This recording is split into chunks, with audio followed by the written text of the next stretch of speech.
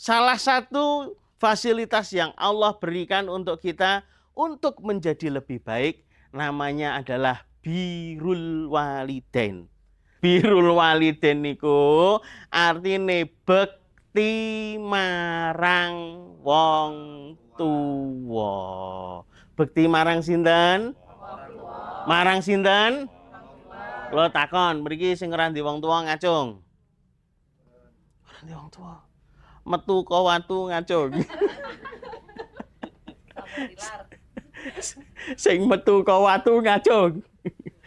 Kabeh kula njenengan sedaya gadah tiyang sepah. Baik itu yang masih hidup ataupun yang sudah kembali kepada Allah Subhanahu wa taala. Nah, birrul walidain itu, saudaraku semuanya, kancaku kabeh.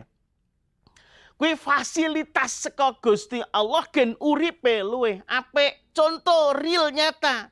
Awak dhewe iso urip ora enek wong tuwa? Ora iso, ora enek.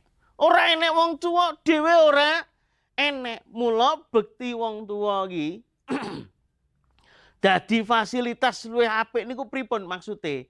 Sing pertama pengen mboten awak dhewe disayang sama Gusti Allah. Pengen mboten diparingi welas asih Gusti Allah. Pengen mboten ditresnani Gusti Allah. Kabeh pengen.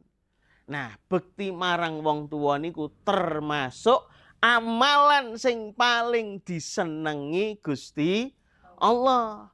Nek kula njenengan sedaya niku nindakake amalan sing disenengi Gusti Allah, kula njenengan sedaya mengamalkan apa yang dicintai oleh Allah, insya Allah kita akan dicintai oleh Allah.